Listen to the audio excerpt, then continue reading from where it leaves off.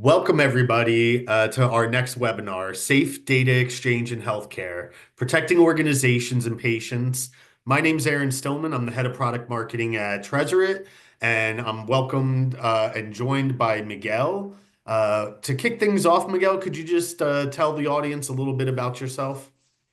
Yes, Aaron, thank you very much for the invitation to you and Treasurit.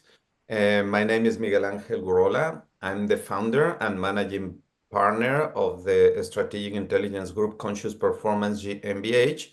It was founded in Germany in the year 2014. And since then, we help individuals, teams, and organizations to achieve a higher degree of effectiveness. We use a mantra that is human-centered effectiveness. So then we believe that it's possible to achieve greater results and at the same time developing people harmonically with the business. I have also founded the Applied Research Institute TCPS SIA in the Baltics, in Latvia, which is our research center. So then it's for me a pleasure to be here talking to you, Aaron, and to the audience about this important topic.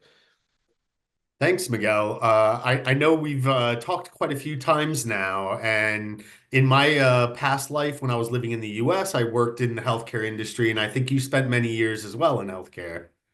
Yes, actually, I had 24 years of corporate life, and this experience includes a deep experience in the healthcare. Specifically, I work for the company Boehringer Ingelheim as HR Vice President for Latin America, and then as Global HR Business Partner for enabling functions, responsible for 8 functions of the business.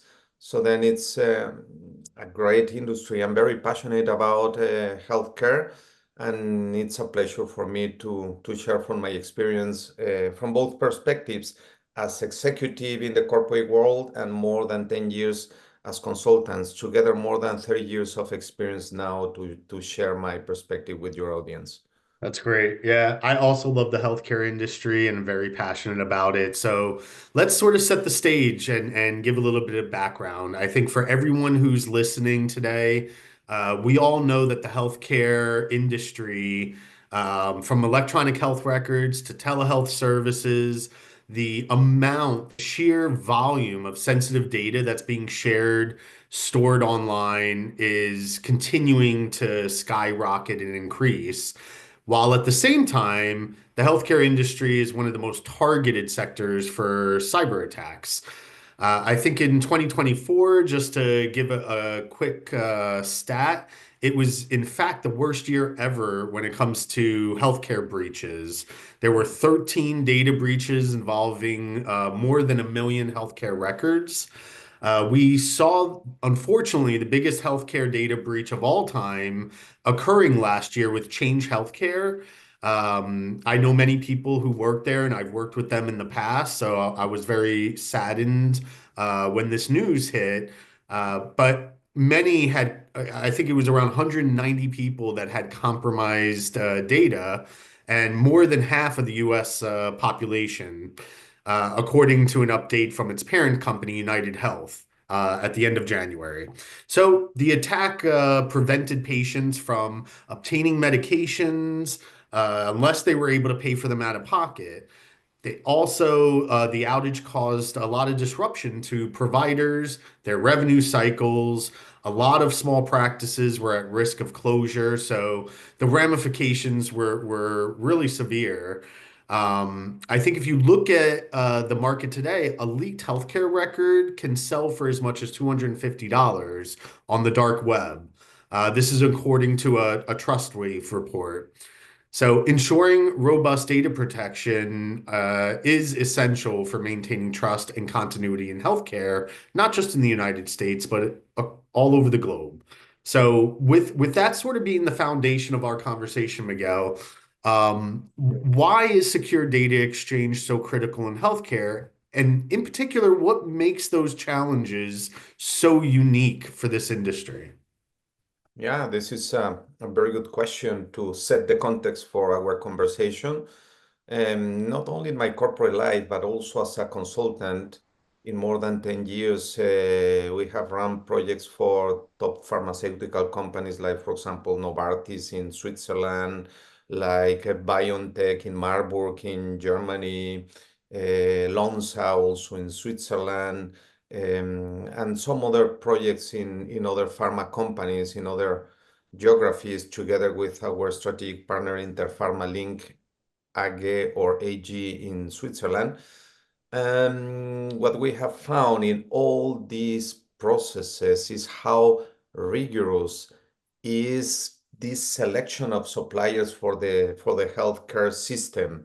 It means that if we are going to work as consultants for any pharmaceutical company, we have to go through a very rigorous process where you have to show reliability and how you are going to add value to those businesses and what is your ethical perspective. Specifically, there is one critical factor that is data management and protection. And that's why it's so important. I have to say, just as a background, that from 2014 that our consulting group was established or founded in Germany, we made partnership with Treasury, and from them now is a relationship of 11 years, and I'm very happy about that because in all these processes, when they ask you, especially the purchasing department and legal department, where are you going to storage the data? Who is going to have access to the data? How are you protecting our data, and what are your policies to really make sure that you are managing this ethically, correctly? And of course, you sign very strict contracts with very high penalties in case you are not compliant. But there must be a reason. And this is the beginning of the answer to your question. Why is so important? Because non-compliance with data protection regulations can really result in legal action, hefty fines, losing patients' trust, and even the loss of licenses. That's why it's so important. And beyond the financial damages, these breaches in healthcare data can expose patients to stigma, discrimination, and online harassment, discouraging them from seeking care. I think this is a critical point, and that's why we have to take this seriously, because I'm a believer that this ethical perspective gives trust to anyone, to the companies, to the consultants, to the employees, and at the end of the day, to the patients and the healthcare institutions. So then, beyond the security, of course, there is this ethical duty that I mentioned to protect patient anonymity and maintain the integrity of medical research. Why is that? Because at the end of the day, you don't want that your information, especially the medical one, is in the hands of you don't know who. And it's absolutely critical that. Also, drug formulas are a key asset in healthcare. There is a lot of data there, generating billions in revenues in what is known in the pharma industry as blockbusters. And if these formulas or any proprietary healthcare data were to be leaked, it could really lead to significant financial loss. And yes, that has legal consequences and damage to companies' reputation. At the end of the day, we are part of this system. The healthcare system includes the companies, the producers, but also we that support them to achieve greater effectiveness and long-term sustainability.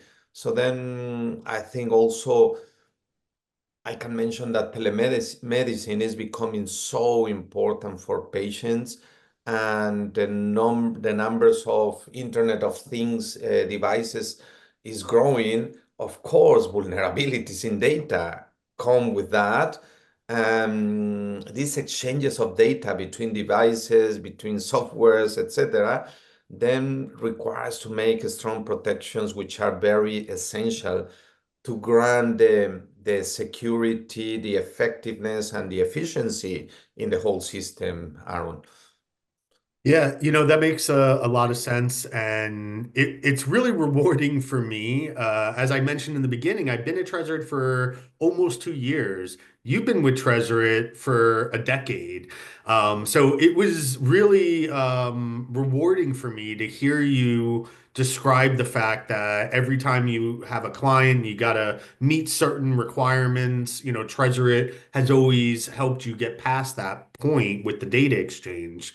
I think the other thing that I really appreciated as we've talked leading up to this and what you just described is, the last webinar I was doing was about the financial industry. Now we're talking about the healthcare industry.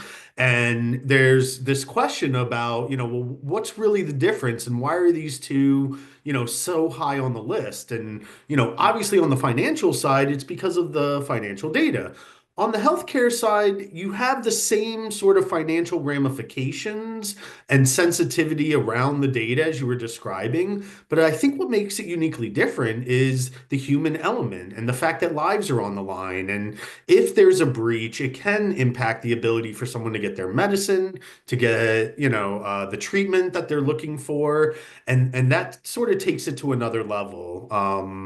So if we sort of move on from there and we talk about the regulations, HIPAA in the US is one thing, but in Europe, there's also the European Health Data Space and GDPR, which we're always talking about.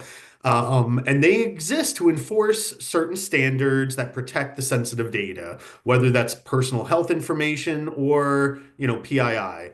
So while ensuring organizations are able to withstand cyber incidents, these regulations are sort of set up to help build that framework.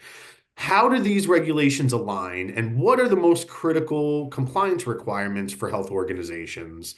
If you imagine GDPR says one thing and HIPAA or the European Health Data Space says another thing, how does it all come together? How do you look at it, Miguel?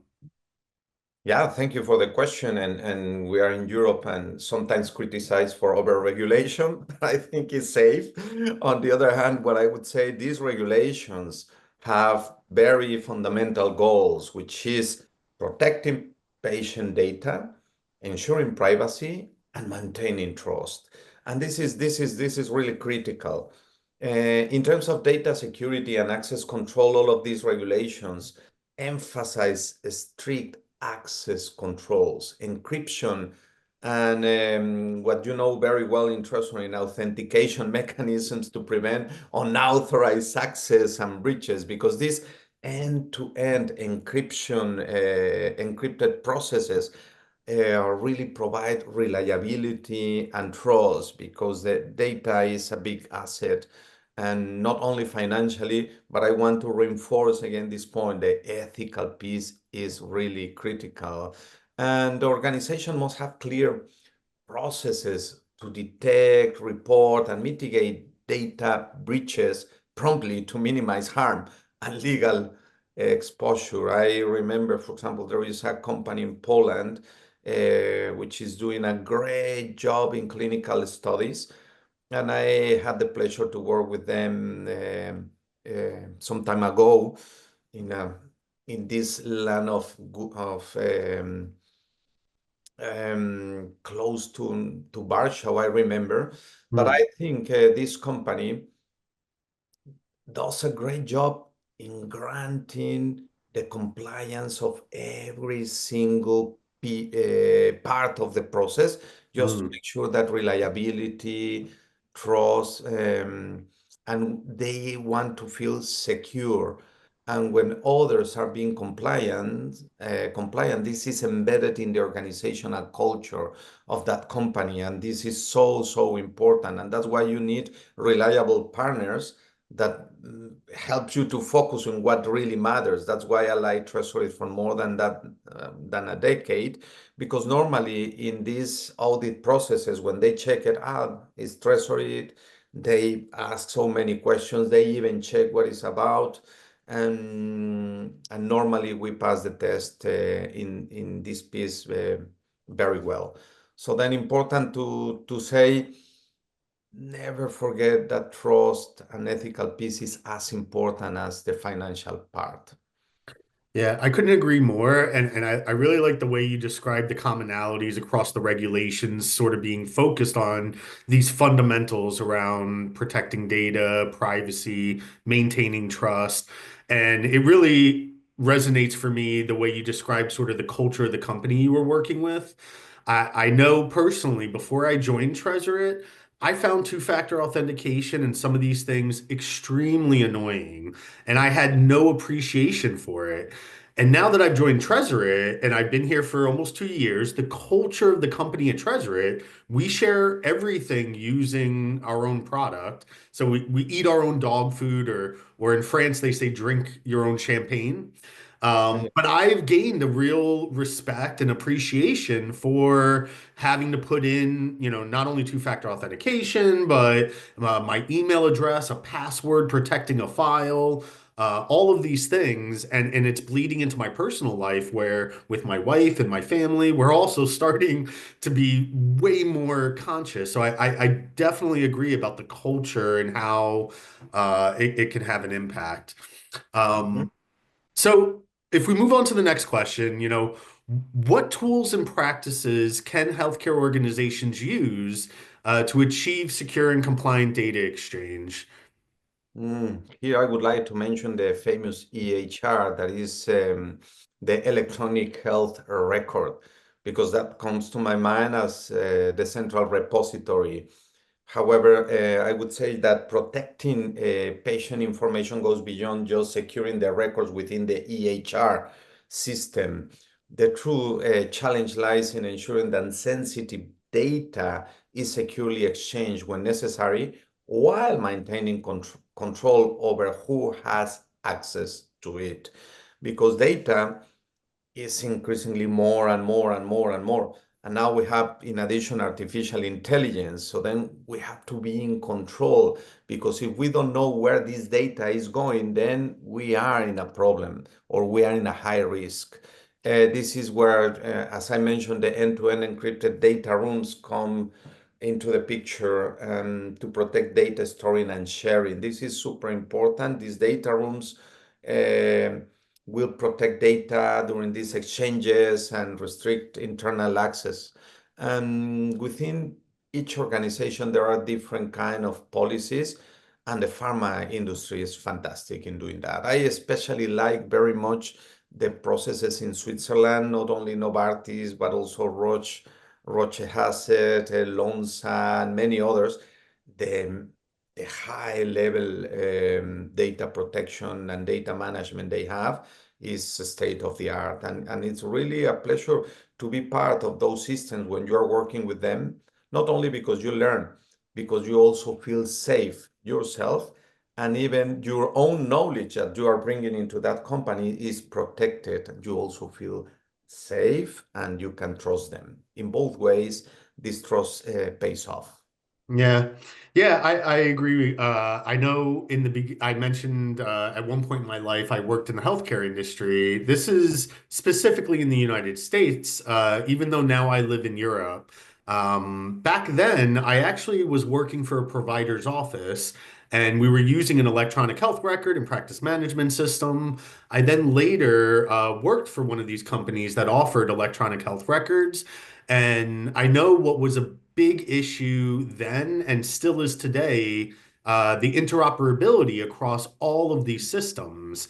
So even if you've invested in an EHR where you can, store the medical record and it's HIPAA compliant, the second your patient goes to another provider or a hospital, a lot of doctors are still faxing paperwork, because these systems don't talk to each other. And when I joined Treasuret, I was pleasantly surprised to see how many healthcare organizations are using Treasuret, because the second you get outside of that electronic health record and you need to be able to share information, as you mentioned, it could be a PBM doing research. It could be a provider, it could be a hospital, and so on and so forth. There needs to be other ways of sharing that information. Um, so let's talk about some real world examples. Can you tell us a story, provide sort of a real world example of how secure data exchange tools support healthcare organizations? Yes, for example, we were talking in a different meeting about the importance of this. And for example, we were talking about in the research and development piece that when you go into that meeting, what the protocols are extremely strict. You cannot come in with a mobile, you cannot come in with any device. You will see the information just there. You can write whatever in those documents, but those documents will stay there. You cannot take any single piece of paper, because at the end of the day, data is not only money, it's also Mm-mm. knowledge for the future, and these real examples are helping a lot. Also, when you are working in other kind of projects, even from our field, when we are helping to build a high-performing team in those organizations, you are working with them, and you have to address performance issues and also developmental issues in terms of careers, in terms of working together, etc. All these gaps. And when they come to real life stories, you have to be careful because they are sharing very sensitive information.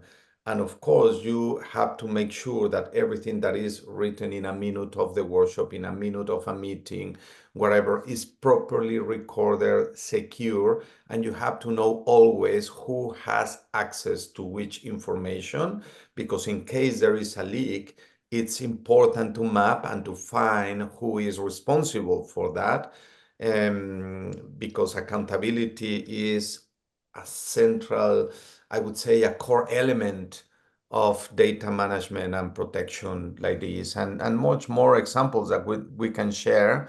Um, but also when you work with Salesforce, they are working with this telemedicine, they are working with hospitals, with patients, and you know exactly what is going on. So then at the end of the day, confidentiality is critical. And don't forget these cyber attacks. There is a lot of money there. Why these cyber criminals want to take this data just to make money, and you need to be all the time protected.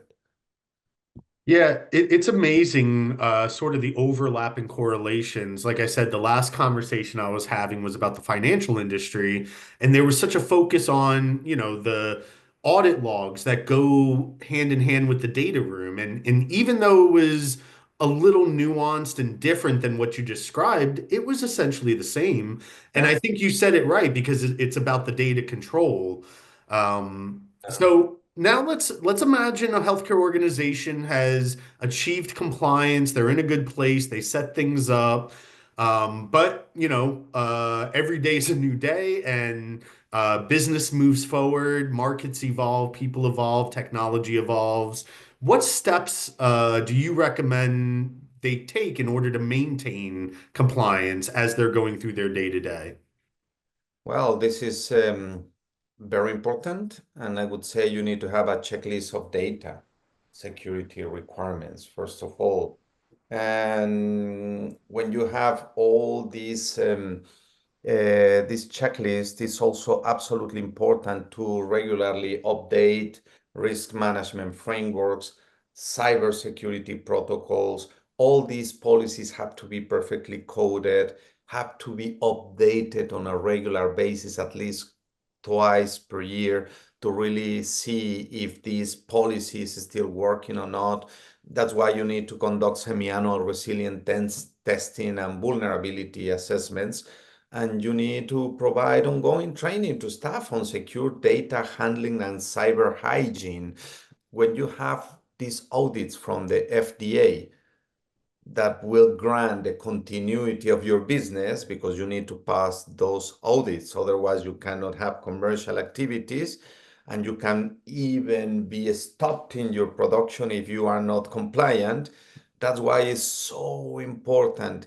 These external audits, especially these FDA's audits, help a lot the system to stay really focused on keeping this updated and not to be too much relaxed because in data protection is not enough. Okay, you train your people once, but in the teams people are changing constantly. So then you need to have ongoing updates. You need to make sure that even the ones knowing the policies, they are moving from good to great into data management because this is a key success factor in healthcare.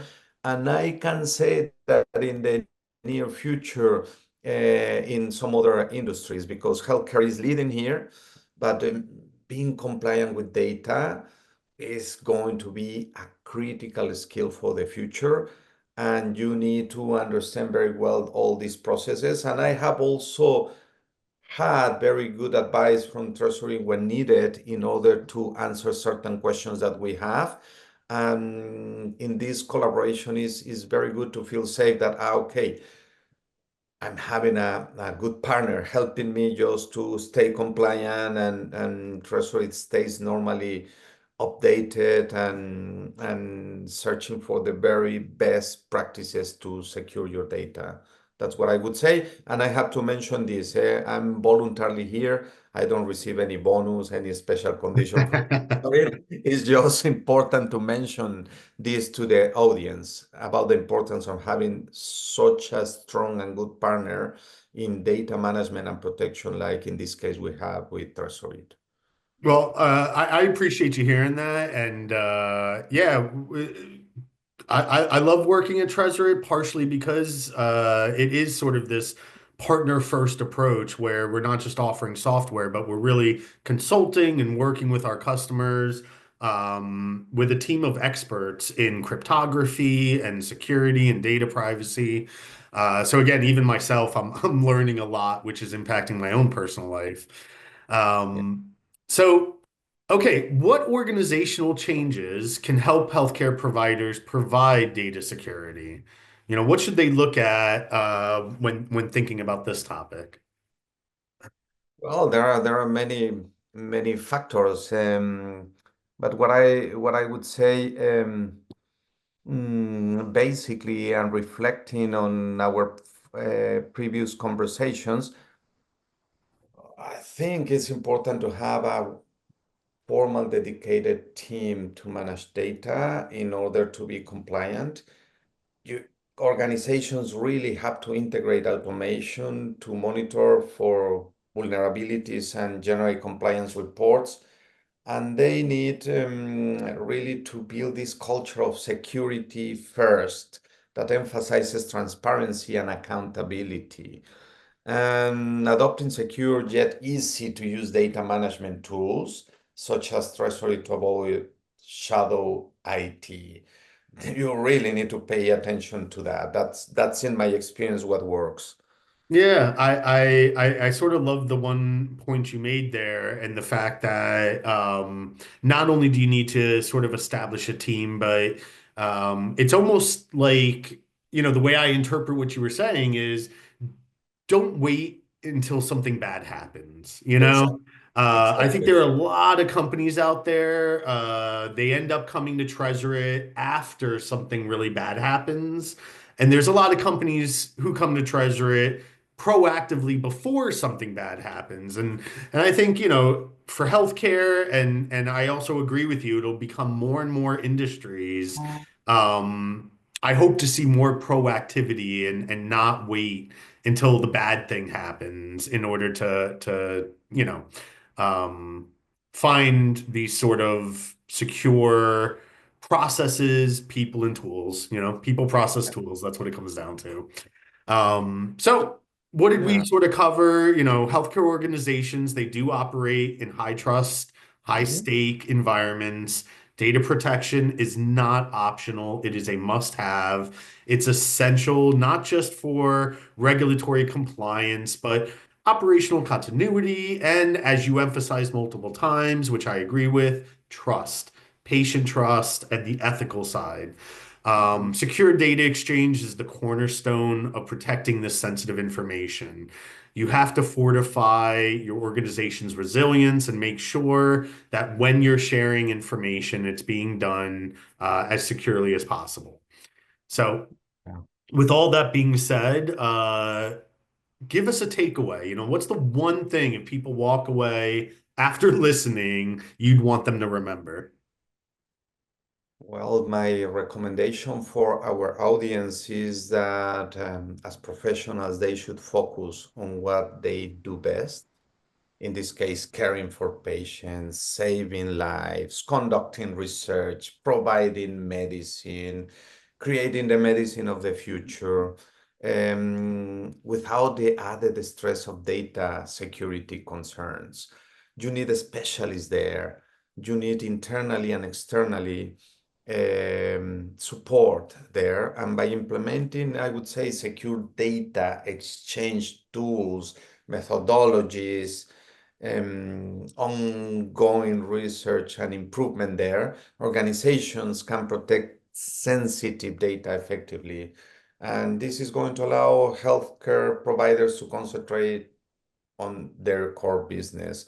This is what I would say, and pay attention that you have the right team with the right skills, and also you have the right organizational culture, enabling this data management and protection to happen efficiently, effectively, as part of daily practices, not as something that we do from when to when or only when we have an audit.